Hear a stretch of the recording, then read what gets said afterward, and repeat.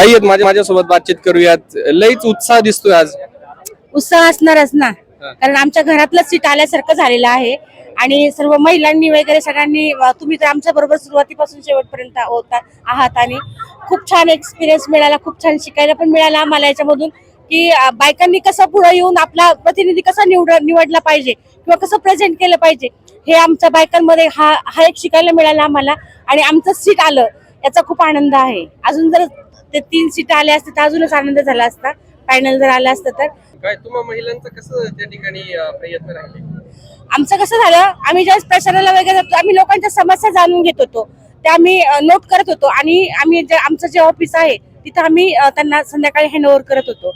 आणि त्यानंतर काही लोकांच्या समस्या असतील, गटार असतील, सांडपाण्याच्या समस्या होत्या, काहीतरी ड्रेनेजच्या समस्या होत्या, आम्ही त्या आमच्या ऑफिसला येऊन ते सांगत गेलो आणि तसं तसं बऱ्यापैकी ते कव्हर पण होत गेलं.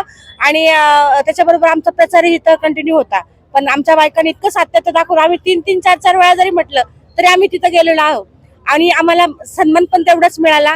आणि धन्यवाद अख्खा म्हणजे जो आमचा वॉर्ड होता प्रभाग 7, तर तो सुद्धा त्या लोकांनी पण आम्हाला खूप कॉपरेट केलं आणि खूप छान आणि एकदम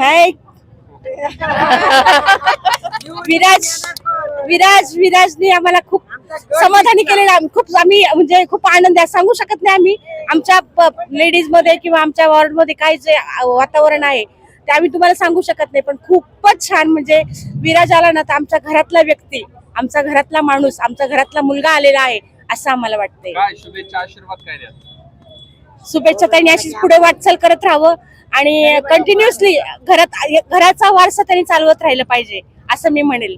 कारण आतापर्यंत लांडे घराण्याचा इतिहास आहे. भाऊंचं झालं, विक्रांतचं झालं, विश्वनाथ शेठचं पण झालं, आता विराज, मोहिनी लांडे, हे सगळे जण म्हणजे एक घरातला वारसा जो होता तो कंटिन्युअसली राहिला पाहिजे. आणि हे काय आपल्या जमिनीवरचे माणसं आहेत. ह्यांच्या घरामध्ये कसं आहे की तुम्ही निम्म्या रात्री जरी आले तुमच्या हाकेला उभे आहेत लोक, असे हे व्यक्ती फॅमिली आहे. त्यामुळं मी तर म्हणते की खरंच आमच्या घरातला व्यक्ती आलाय असं मी म्हणेल.